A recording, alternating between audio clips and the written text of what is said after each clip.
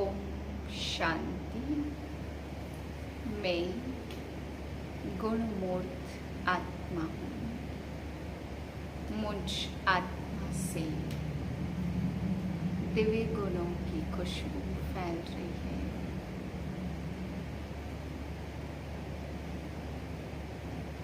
इकतीस 7/2024 के महावाक्य हैं। बाबा आज हम बच्चों को समझाते कि बच्चे सतगुरु आकर के सदगति करते हैं, इसलिए वाह गुरु का कोई महत्व नहीं है। बाबा कहते हैं वाह सतगुरु वाह, क्योंकि सतगुरु ही आकर के मुक्ति और जीवन मुक्ति देते हैं। फिर बाबा आज समझा रहे तुम्हारे ऊपर 63 जन्मों के विकर्मों का बोझा है, इसलिए बाबा कहते बच्चे 63 जन्मों के विकर्मों का बोझ तो तुम इस समय खत्म कर रहे हो, तो इस संगम युग पर अब कोई विकर्म नहीं बनाओ, नहीं तो पिछला विकर्म का बोझ तो है ही, अभी संगम युग पर भी विकर्म करेंगे, बोझ बनाएंगे तो कई गुना सजाएं खानी पड़ेगी। इसलिए बाबा कहते बच्चे बाप क्षमा आया है, उस क्षमा पर कोई फिदा हो जाते, कोई फेरी पहन के चले जाते, कोई चक्कर ही लगाते रहते हैं। तुम बच्चों को फिदा होने वाला परवाना बनना है। ओम मीठे बच्चे, तुम्हें अपना टाइम वेस्ट नहीं करना है। अंदर में नॉलेज का सिमरण करते रहो तो निंद्रा जीत बन जाएंगे, उबासी आदि नहीं आएगी। प्रश्न है तुम बच्चे बाप पर फिदा क्यों हुए हो? फिदा होने का अर्थ क्या है? उत्तर है फिदा होना अर्थात बाप की याद में समा जाना। जब याद में समा जाते हो तो आत्मा रूपी बैटरी चार्ज हो जाती है। आत्मा रूपी बैटरी निराकार बाप से जुड़ती है तो बैटरी चार्ज हो जाती, विकर्म विनाश हो जाते, कमाई जमा हो जाती है। ओम शांति। रूहानी बाप बैठ रूहानी बच्चों को समझाते हैं। अब यहाँ तुम शरीर के साथ बैठे हो, जानते हो मृत्यु लोक में यह अंतिम शरीर है। फिर क्या होगा? फिर बाप के साथ शांति धाम में इकट्ठे होंगे। यह शरीर नहीं होगा, फिर स्वर्ग में आएंगे तो नंबरवार पुरुषार्थ अनुसार। सब तो इकट्ठे आएंगे नहीं, यह राजधानी स्थापन हो रही है। जैसे बाप ज्ञान का, शांति और सुख का सागर है, बच्चों को भी ऐसा सुख शांति का सागर बनना है। फिर जाकर शांति धाम में विराजमान होना है। तो बाप को और घर को और सुख धाम को याद करो। यहाँ तुम जितना जितना इस अवस्था में बैठते हो, तुम्हारे जन्म जन्मांतर के पाप भस्म हो जाते। इसको कहा जाता योगाग्नि। सन्यासी कोई सर्वशक्तिमान से योग नहीं लगाते हैं, वह तो रहने के स्थान पर ब्रह्म से योग लगाते। वह है तत्व योगी अथवा तत्व से योग लगाने वाले। यहाँ जीवात्माओं का खेल होता, वहाँ स्वीट होम में सिर्फ आत्माएं रहती हैं। उस स्वीट होम में जाने के लिए सारी दुनिया पुरुषार्थ करती। सन्यासी भी कहते हम ब्रह्म में लीन हो जाएं, ऐसा नहीं कहते हम ब्रह्म में जाकर निवास करें। यह तो तुम बच्चे समझ गए हो। भक्ति मार्ग में कितनी खिटखिट सुनते रहते हैं। यहाँ तो बाप आकर सिर्फ 2 अक्षर ही समझाते हैं। जैसे मंत्र जपते हैं ना, कोई गुरु को याद करते, कोई किसको याद करते, स्टूडेंट टीचर को याद करते। अभी तुम बच्चों को सिर्फ बाप और घर ही याद है। बाप से तुम वर्षा लेते हो शांति धाम और सुख धाम का। वही तुमको दिल में याद रहता है। मुख से कुछ भी बोलना नहीं है। बुद्धि से तुम जानते हो शांति धाम के बाद है सुख धाम। हम पहले मुक्ति में और फिर जीवन मुक्ति में जाएंगे। मुक्ति जीवन मुक्ति दाता एक ही बाप है। बाप बच्चों को बार बार समझाते, बच्चे टाइम वेस्ट नहीं करना है। जन्म जन्मांतर के पापों का बोझा सिर पर है। इस जन्म के पापों आदि की तो स्मृति रहती है। सतयुग में यह बातें होती नहीं है। नंबर 1 है काम विकार का विकर्म, जो जन्म जन्मांतर करते आए हो और बाप की निंदा भी बहुत की है। बाप जो सर्व को सदगति देते, उनकी कितनी निंदा की है, यह सब ध्यान रखना है। अब जितना हो सके याद करने का पुरुषार्थ करो। वास्तव में वाह सतगुरु कहा जाता गुरु भी नहीं। तुम लोगों ने गुरु तो बहुत किए हैं। हर जन्म में 2-4 गुरु करते, गुरु करके फिर और स्थान पर चले जाते। शायद यहाँ से अच्छा रास्ता मिल जाए। ट्रायल करते रहते और गुरुओं से, परंतु मिलता तो कुछ भी नहीं है। अभी तुम बच्चे जानते हो यहाँ तो रहना नहीं है, सबको जाना है शांति धाम। बाप तुम्हारे निमंत्रण पर आए हैं। पावन शांति धाम भी है, सुख धाम भी है। बुलाते हैं हमको घर ले जाओ। घर सबको याद है। आत्मा फट से कहेगी हमारा निवास स्थान परम धाम है। परम पिता परमात्मा भी परम धाम में रहते और हम भी परम धाम में रहते हैं।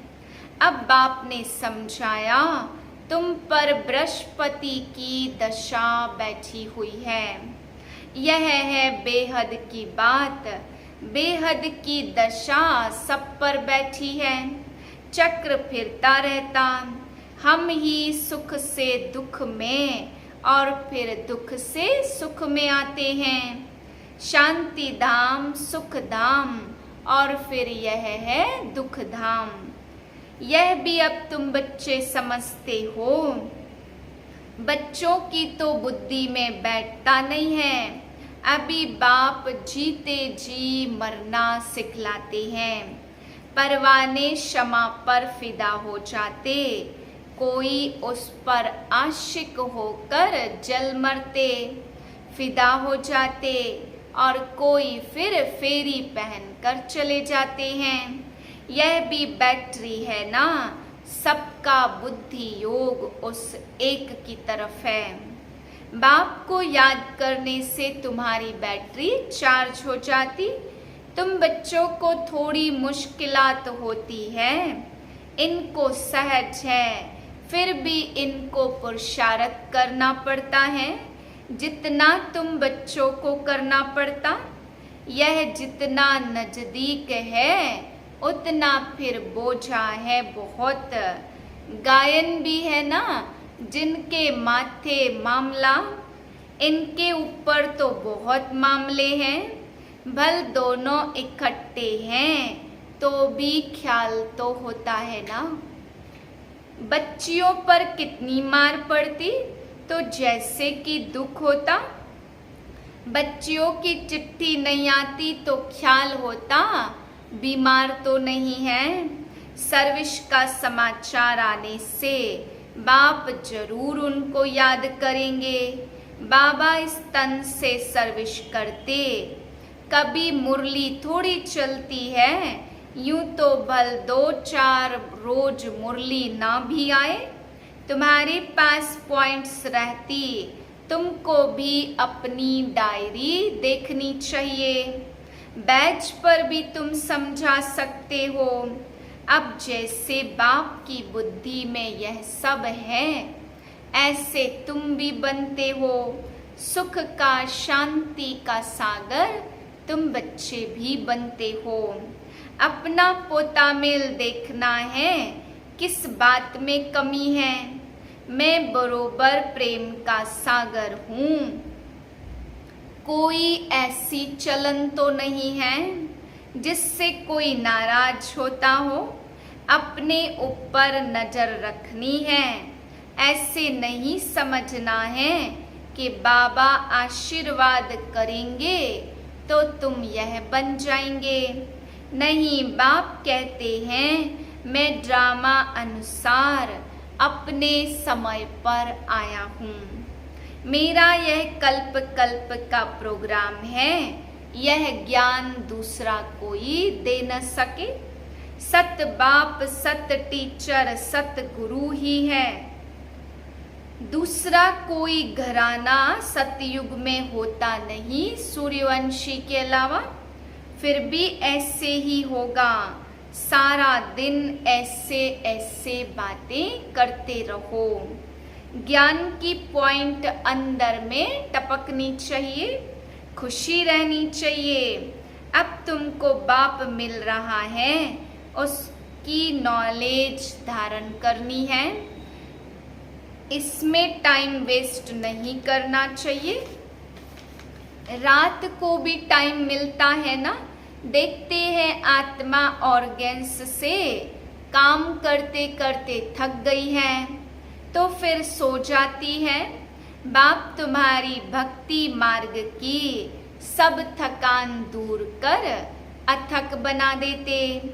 जैसे रात को आत्मा थक जाती तो शरीर से अलग होती, जिसको नींद कहते हैं। सोता कौन है? आत्मा के साथ कर्मेंद्रियां भी सो जाती हैं। तो रात को सोते समय भी बाप को याद कर ऐसे ऐसे ख्यालात करते सो जाना चाहिए।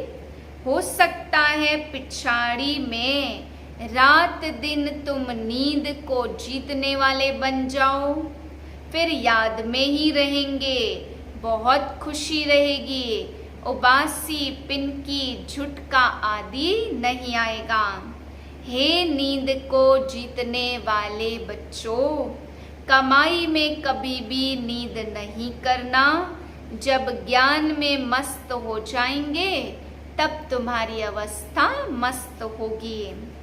यहाँ तुम थोड़ा टाइम बैठते हो तो कभी उबासी या झुटका नहीं आना चाहिए। और तरफ अटेंशन जाने से फिर उबासी आएगी। तुम बच्चों को यह भी ध्यान रखना है कि हमको औरों को भी आप समान बनाना है। प्रजा तो चाहिए ना, नहीं तो राजा कैसे बनेंगे।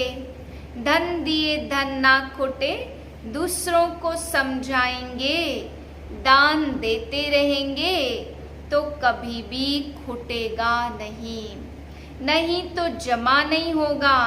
मनुष्य तो बहुत मनहूस भी होते हैं, धन पर बहुत लड़ाई झगड़े करते।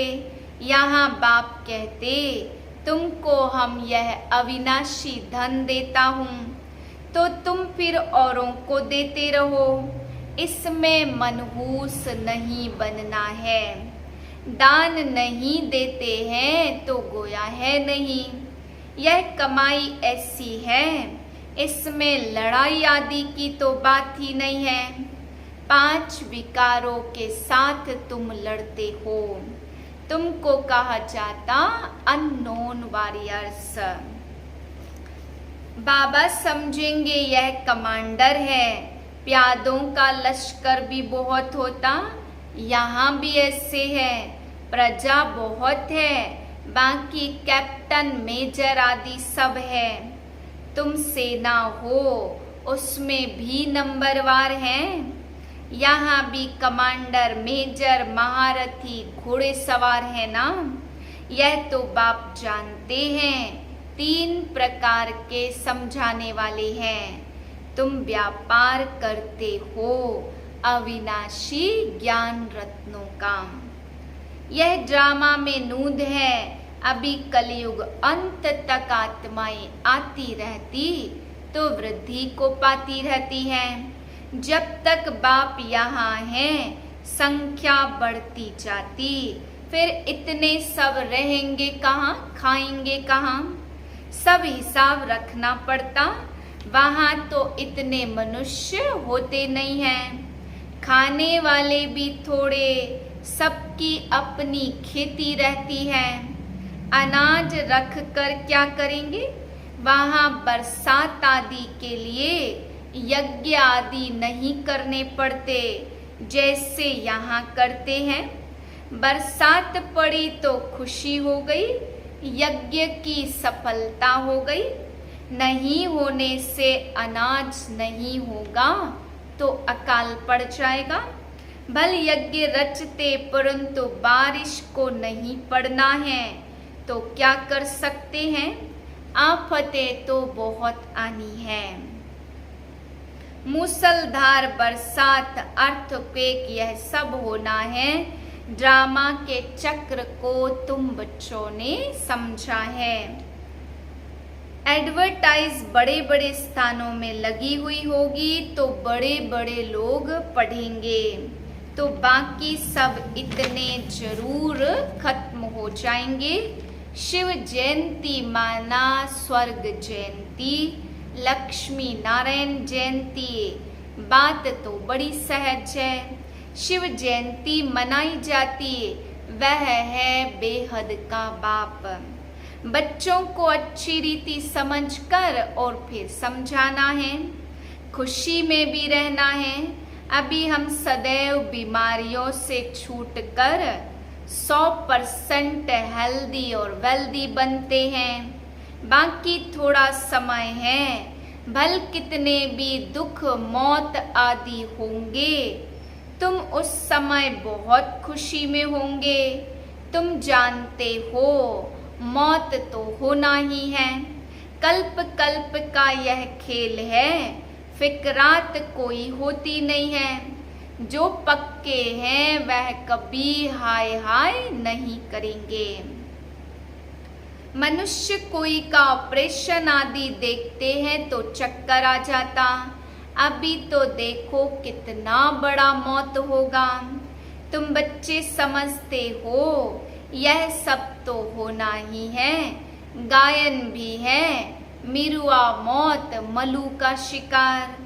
इस पुरानी दुनिया में तो बहुत दुख उठाया, अब नई दुनिया में जाना है। अच्छा, मीठे मीठे से खिलते बच्चों प्रति माता पिता बाप दादा का याद प्यार, गुड मॉर्निंग। रूहानी बाप की रूहानी बच्चों को नमस्ते।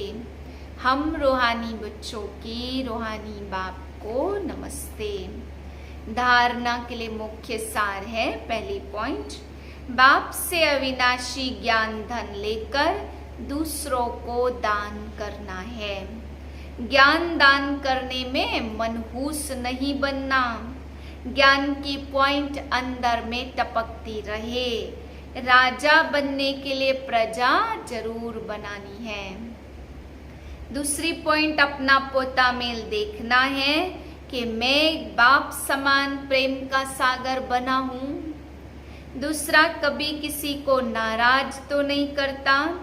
तीसरा, अपनी चलन पर पूरी नजर है। वरदान है, ज्ञान के साथ गुणों को इमर्ज कर सर्वगुण संपन्न बनने वाले गुण मूर्त भव। हर एक में ज्ञान बहुत है, लेकिन अब आवश्यकता है गुणों को इमर्ज करने की। इसलिए विशेष कर्म द्वारा गुणदाता बनो।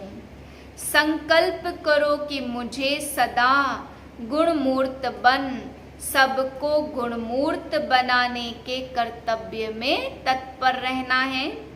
इससे व्यर्थ देखने, सुनने व करने की फुर्सत नहीं मिलेगी। इस विधि से स्वयं की व सर्व की कमजोरियां सहज समाप्त हो जाएंगी। तो इसमें हरेक अपने को निमित्त अव्वल नंबर समझ सर्वगुण संपन्न बनने और बनाने का एग्जाम्पल बनूं। स्लोगन है मनसा द्वारा योगदान और वाचा द्वारा ज्ञानदान और कर्मणा द्वारा गुणों का दान करो। ओम शांति।